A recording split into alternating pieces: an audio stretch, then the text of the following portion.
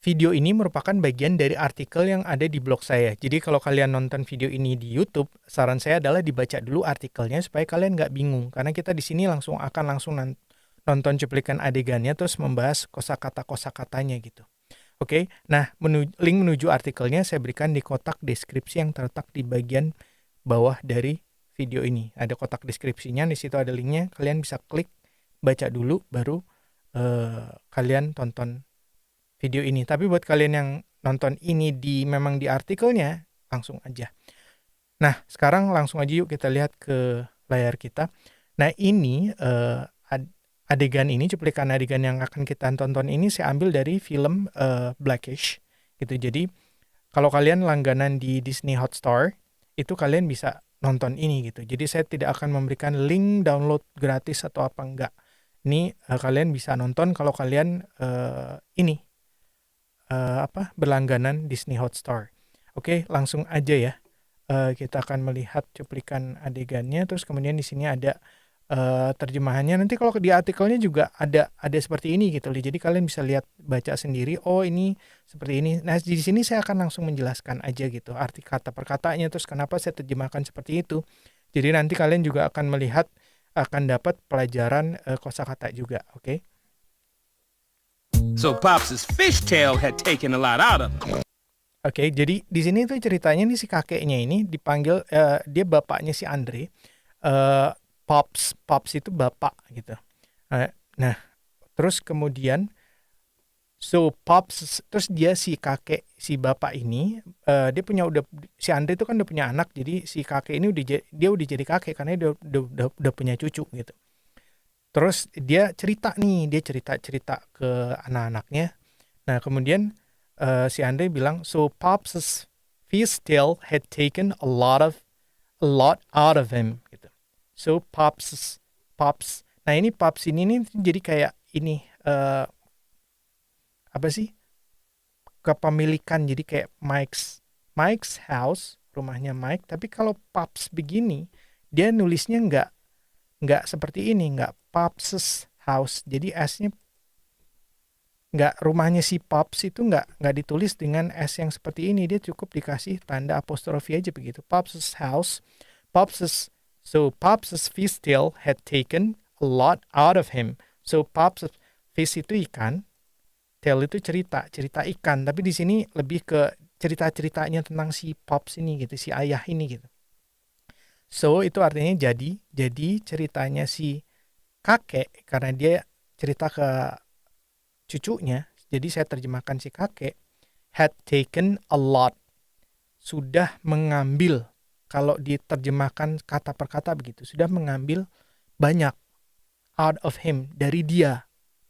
Jadi cerita-ceritanya si kakek sudah mengambil banyak dari dia. Itu terjemahan kata per katanya. Tapi kalau diterjemahkan, diartikan, maksudnya adalah jadi cerita-ceritanya si kakek itu udah membuat dia kelelahan gitu. Karena dia cerita banyak cerita, terus akhirnya dia capek gitu, terus kemudian dia ketiduran gitu. Nah, ini ketiduran nih. Come on, Pops, wake up. Nah, terus kemudian ini cucu-cucunya nih, 4 orang ini cucu-cucunya. Come on, Pops.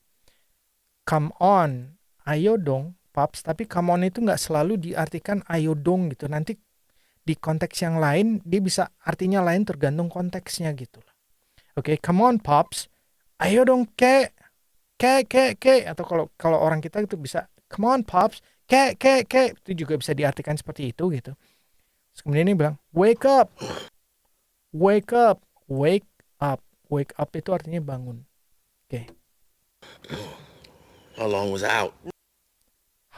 was out? Dia kayak I-nya tuh kayak karena dicepet ya. How long was out gitu.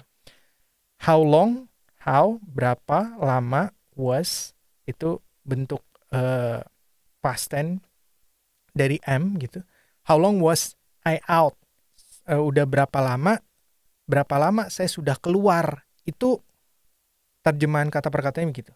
Berapa lama saya sudah keluar. Tapi karena dia ngomong sama cucunya, makanya saya terjemahkan kayak, kakek udah ketiduran berapa lama gitu. Kakek udah ketiduran. Dia ngomong dirinya sendiri ya. Kalau kita kan biasanya orang Indonesia gitu kan. Kakek udah ketiduran berapa lama nih gitu. Kan kayak gitu kan. Terus kemudian si neneknya terus menjawab not long enough. Not long enough. Not long enough. Not itu tidak, long itu panjang, enough itu cukup, tidak cukup panjang. Itu terjemahan kata per katanya seperti itu. Tapi di konteks seperti ini saya terjemahkan belum terlalu lama gitu. Kakek udah ketiduran berapa lama sih gitu? Belum lama kok gitu. Bisa diterjemahin juga seperti itu. Nah, keuntungannya kalau kita melihat seperti ini kan, kalian bisa melihat situasinya gitu. Jadi kalian kalau ada kata-kata tertentu jangan terpatok bahwa artinya kayak come on, itu ayolah. Nanti kalau kalian melihat come on di yang lain nggak bisa diterjemahkan ayolah gitu. Kayak ada di film apa Modern Family, dia kayak mau masukin barang ke kulkas terus kemudian jatuh oh come on gitu. Oh ayolah, nggak bisa diterjemahkan sebagai ayolah di situ gitu loh. Kita biasanya kalau kayak gitu nggak akan ngomong kayak gitu, tapi mereka menggunakan come on itu di situ sebagai come on gitu, yang artinya bukan ayolah gitu. Jadi kita perlu melihat konteks. Oke. Nah, saya rasa sekian dulu sharing dari saya mengenai ini bahasa Inggrisnya ketiduran. Ini bisa digunakan gitu. How long was I out gitu. Oke, sampai ketemu lagi dan baca artikel saya karena saya akan banyak sharing di situ. Oke, sampai ketemu lagi. Talk to you soon and bye now.